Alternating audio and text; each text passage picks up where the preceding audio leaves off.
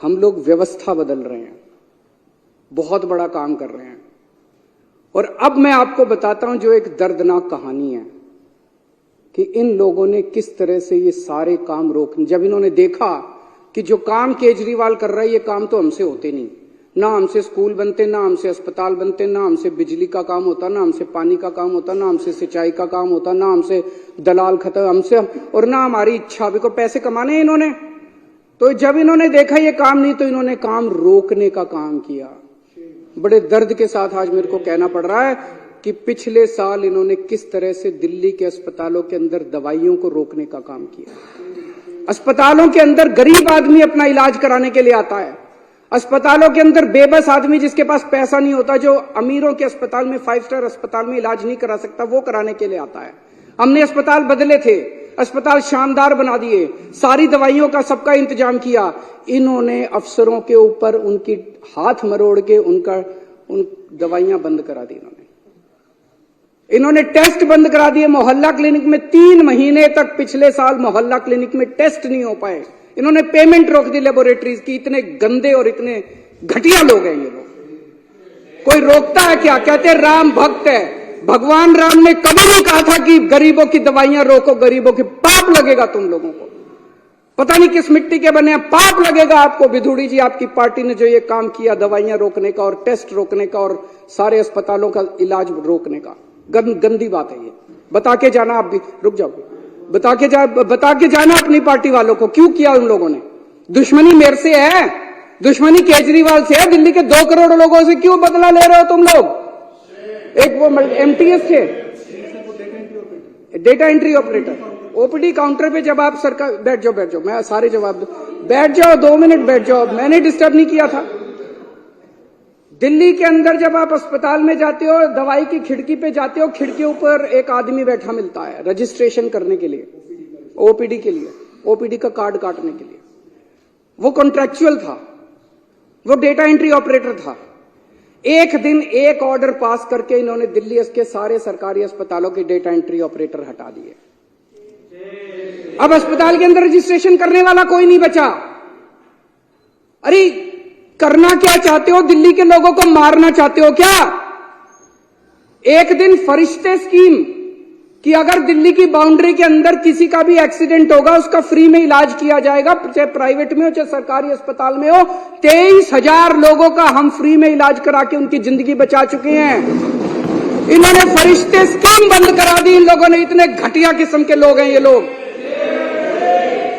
मेरा दिल रोता है जब मैं ये सारी चीजें, मैं जानता हूं किसी दिन लिखूंगा ये सब कि किस तरह से भारतीय जनता पार्टी के लोगों ने कितने घटिया स्तर के ऊपर इन लोगों ने काम किया है। ये राजनीति होती है, ये राजनीति सत्ता के लिए तुम किसी भी हद तक चले जाओगे, कुछ भी करोगे सत्ता के लिए। अरे मेरे से दुश्मनी है, मेरे को गालियां दे लो यार, दिल्ली के लोगों का इलाज तो मत रोको कम से कम। आप लोगों को लगेगा केजरीवाल झूठ बोल रहा है। भाई सरकार तो हमारी है, फिर ये कैसे रोक सकते हैं?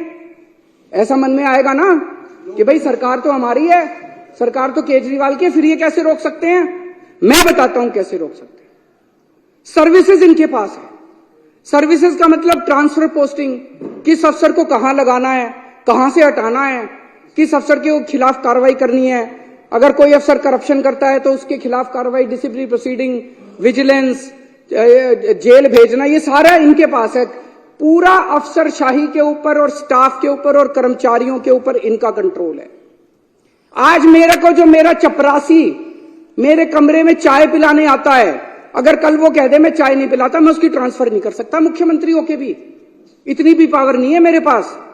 सुप्रीम कोर्ट ने ऑर्डर पास किया, भाई ऐसे सरकार नहीं चल सकती, इनके ऊपर कंट्रोल मुख्यमंत्री का होगा। इन्होंने कानून ला के पास कर दिया कि नहीं, कि मुख्यमंत्री का नहीं होगा, एलजी का कंट्रोल होगा, केंद्र सरकार का कंट्रोल होगा। अब ये क्या कर रहे हैं?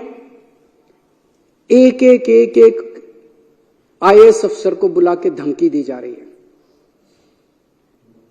धमकी क्या दी जा रही है कि अगर तुमने इस सरकार का एक भी काम किया, किसी भी मंत्री का एक भी काम किया, तुमको जेल भेज देंगे, तुमको सस्पेंड कर देंगे, तुम्हारे ऊपर झूठा केस बना देंगे। जैसे इतने सारे झूठे केस अभी इन्होंने बताए। तुम्हारे पर झूठा केस बना देंगे, सस्पेंड कर देंगे, ईडी लगा देंगे, सीबीआई लगा देंगे। खबरदार अगर तुमने इनका साथ दिया तो। रो रहे हैं आईएएस अफसर, रो रहे हैं दिल्ली सरकार के कर्मचारी। एक मेरे पास अफसर आया, टप टप आंसू बह रहे थे, 56 साल की उम्र है उसकी, और टप टप आंसू बह रहे थे उस आईएएस अफसर के। वो बेचारा वो कहता है जी मैंने कभी ऐसी नौकरी नहीं देखी, इस तरह का माहौल मैंने कभी नहीं देखा कि खुलेआम हमें धमकाया जा रहा है।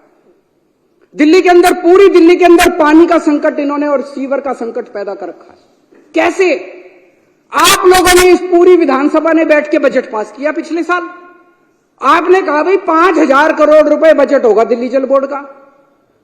वो सारा पैसा लेके बैठ गए ये लोग। फाइनेंस डिपार्टमेंट पैसा नहीं दे रहा जल बोर्ड का। 6 महीने से पैसा नहीं मिला जल बोर्ड को। जल बोर्ड चलेगा कैसे?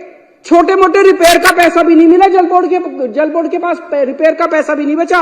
छोटा मोटा धमकी दी जा रही है कि फाइनेंस डिपार्टमेंट के प्रिंसिपल सेक्रेटरी को धमकी दी जा रही है, खबरदार अगर तूने पैसा दिया। दिल्ली को ये बर्बाद करना चाहते हैं। चारों तरफ सीवर बहने लग गया, पानी का संकट हो रहा है। अल्टीमेटली सौरभ भारद्वाज और अतीशी ने मिलकर हाईकोर्ट में केस करा। हाईकोर्ट ने ऑर्डर कर दिया पैसा तुरंत रिलीज करो। अगली हेयरिंग 29 फरवरी को है। अभी तक नहीं करा इन्होंने। ना ये सुप्रीम कोर्ट की मानते, ना ये हाई कोर्ट की मानते। अब एक और संकट पैदा कर दिया इन्होंने। पानी के बिलों का बहुत बुरा हाल हो रहा है दिल्ली के अंदर। अनाप शनाप बिल आ रहे हैं, गलत बिल है, सारे के सारे गलत बिल है। हमने प्रस्ताव रखा, आप ही बताना अगर गलत है तो। हमने कहा भाई अगर किसी का पानी का बिल गलत है, आपके पिछले सालों के अंदर 3 साल 4 साल 5 साल जब से आपने पैसे नहीं भरे, आपके 2 या 2 से ज्यादा अगर कोई भी ओके बिल है, उसको हम ले लेंगे, उसका एवरेज निकालेंगे और एवरेज के हिसाब से बाकी सारी कर देंगे। ठीक है कि नहीं है? गलत है कि ठीक है? हमने ये बनाया प्रस्ताव बना के अफसरों को भेजा, इसको लागू करो। अफसरों ने फाइल पे लिख दिया कि हम नहीं लागू करते। फिर बुला के पूछा उनसे, अफसरों से, रोने लग गए बेचारे। बोले जी कह रहे हैं तुम्हारी नौकरी चली जाएगी, तुमको जेल में डाल देंगे अगर तुमने ये प्रस्ताव पारित किया तो। लेकिन प्रस्ताव तो पारित करा के छोड़ेगा केजरीवाल।